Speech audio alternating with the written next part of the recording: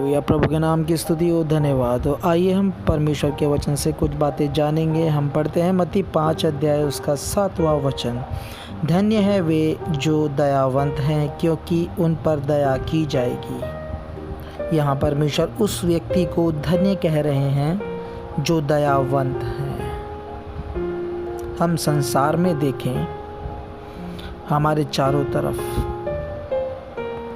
पाप और बुराई बढ़ने के कारण लोगों के अंदर से दया नाम की चीज़ खत्म हो चुकी है।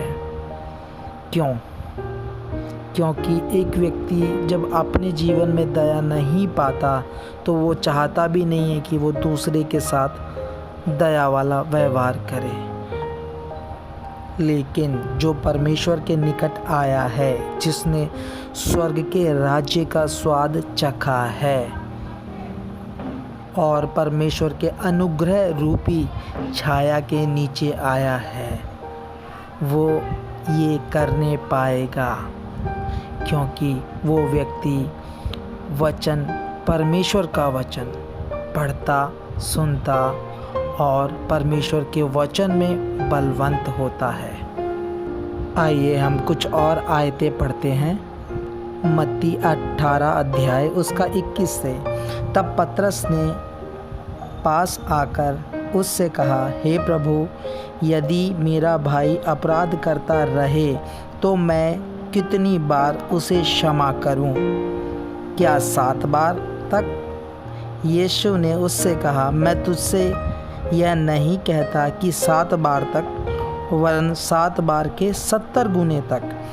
इसलिए स्वर्ग का राज्य उस राजा के समान है जिसने अपने दासों से लेखा लेना चाहा। जब वह लेखा लेने लगा तो एक जन उसके सामने लाया गया जो 10,000 तोड़े का कर्जदार था। जबकि चुकाने को उसके पास कुछ न था, तो उसके स्वामी ने उससे कहा, यह और इसकी पत्नी और बाल बच्चे और जो कुछ इसका है सब बेचा जाए और कर्ज चुका दिया जाए। इस पर उस दास ने गिरकर उसे प्रणाम किया और कहा, हे स्वामी, धीरज धर, मैं सब कुछ भर दूंगा। तब उस दास के स्वामी ने तरस खाकर उसे छोड़ दिया और उसका कर्ज भी क्षमा कर दिया। परंतु जब वह दास बाहर निकला तो उसके संगी दासों में से एक उसको मिला जो उसके 100 दिनार का कर्जदार था। उसने उसे पकड़कर उसका गला घोटा और कहा, जो कुछ तुझ पर कर्ज है भर दे। इस पर उसका संगी दास गिरकर उससे विनती करने लगा, धीरज धर, मैं सब भर दूंगा। उसने ना माना, परंतु जाकर उसे बंदी गृह में डाल दिया कि जब तक कर्ज भर ना दे तब तक वहीं रहे। उसके संगी दास यह जो हुआ था देख कर बहुत उदास हुए और जाकर अपने स्वामी को पूरा हाल बता दिया। तब उसके स्वामी ने उसको बुलाकर उससे कहा, हे दुष्ट दास, तूने जो मुझसे विनती की तो मैंने तेरा वह पूरा कर्ज क्षमा कर दिया। इसलिए जैसे मैंने तुझ पर दया की, वैसे ही क्या तुझे भी अपने संगी दास पर दया करना नहीं चाहिए था?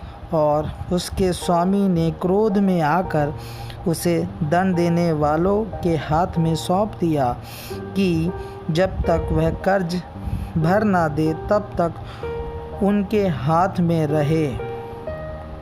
इसी प्रकार यदि तुम में से हर एक अपने भाई को मन से क्षमा ना करेगा तो मेरा पिता जो स्वर्ग में है तुमसे भी वैसा ही करेगा।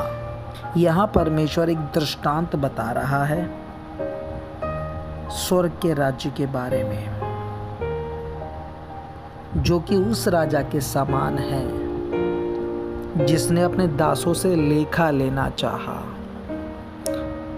हम जितने भी जो प्रभु पर विश्वास करके आए हैं, उनके अनुग्रह के कारण, उनकी दया के कारण।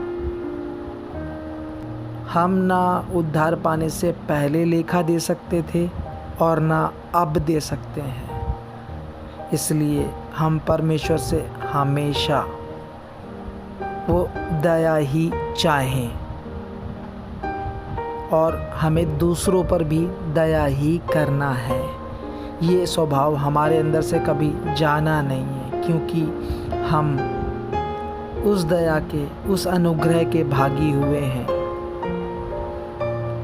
जो कभी ख़त्म ही नहीं होता।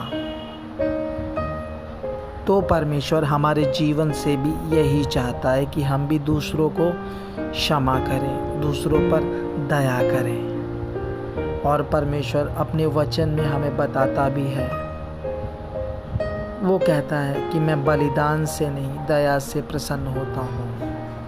और हम इसे पढ़ सकते हैं होशे 6:6 में, क्योंकि मैं बलिदान से नहीं, स्थिर प्रेम ही से प्रसन्न होता हूँ और होम बलियों से अधिक ये चाहता हूँ कि लोग परमेश्वर का ज्ञान रखें। हम परमेश्वर के वचन पुराने नियम में पढ़ सकते हैं। परमेश्वर ने अलग अलग पापों के लिए अलग अलग प्रकार के बलिदान ठहराए थे। उस पाप के लिए वो पशु बलिदान किया जाएगा, इस पाप के लिए ये बलिदान किया जाएगा करके परमेश्वर ने ठहराए थे, ताकि मनुष्य पाप की गंभीरता को समझने पाए। परंतु मनुष्यों ने या लोगों ने उसको अपनी आड़ बना लिया कि हमें सिर्फ बलिदान ही तो चढ़ाना है पापों के बदले में, तो कोई बड़ी बात नहीं है।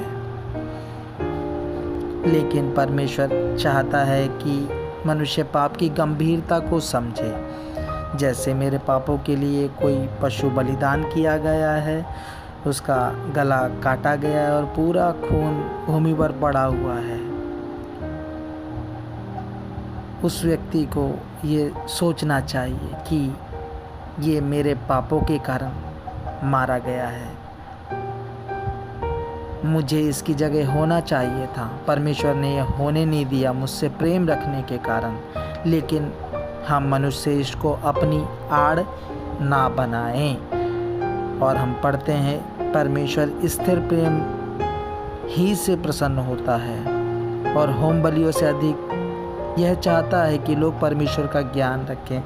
स्थिर प्रेम और परमेश्वर का ज्ञान हमारे जीवन में होना है। वो कैसे होगा? जब हम परमेश्वर का ज्ञान रखेंगे तो पाप हमारे जीवन में ना आने पाएगा। और पाप जब नहीं होगा तो परमेश्वर और मेरे बीच में कोई दूरी नहीं होगी। फिर स्थिर प्रेम हमारे जीवन में आएगा, हम परमेश्वर के साथ साथ चलेंगे। तो जैसे दया मैंने पाई है वैसे ही मैं औरों पर भी दया करने पाऊंगा।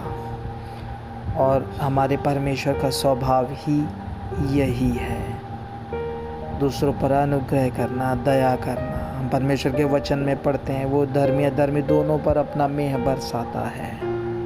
इसलिए जब हमने दया पाई है तो हमें ये दया दूसरों तक भी पहुंचाना है। जैसा कि हमने उस दृष्टांत में जो प्रभु यीशु मसीह वहाँ बता रहे हैं मत्ती 18 अध्याय में, तो हमें भी उसी प्रकार अपने भाइयों पर, अपने आसपास के लोगों पर जब हमारे विषय में कोई अपराध होता है तो हमें उसे क्षमा करना है, उस पर दया दिखाना है, क्योंकि हम पर भी दया हुई है यीशु मसीह के द्वारा। हम परमेश्वर के वचन में पढ़ सकते हैं यूहन्ना 3:16 में, क्योंकि परमेश्वर ने जगत से ऐसा प्रेम रखा कि उसने अपना एकलौता पुत्र दे दिया, ताकि जो कोई उस पर विश्वास करे वह नाश ना हो परंतु अनंत जीवन पाए। परमेश्वर की दया, वो जो अपने एकलौते पुत्र के द्वारा हम पर दिखा रहा है, हमारे पापों के लिए हमें खुद मरना था, इसलिए हमें बचाने के लिए वो जीवते परमेश्वर ने प्रभु यीशु मसीह के द्वारा हमें बचा लिया। हमारे पापों के लिए अपने एकलौते पुत्र को दे दिया। हमारे पापों के लिए उसको मरना पड़ा ताकि हम बच जाएं। और पाप की गंभीरता को जानें, परमेश्वर का ज्ञान रखें, ताकि हम अपने जीवन में पापों को ना आने दें, परमेश्वर के साथ साथ चलें और सदा उसमें बने रहें। इसलिए धन्य हैं वे जो दयावंत हैं, उन पर दया की जाएगी। इसलिए ये दया मुझ पर हमेशा जब बने रहना है, तो मुझे भी दूसरों पर दया करना है, हमें भी दूसरों पर दया करना है। परमेश्वर इस वचन के द्वारा हम सबको बहुत आशीष दे, और ये वचन अपने साथ वाले लोगों के साथ आप शेयर करें, ताकि वे भी परमेश्वर का आशीष पाएं।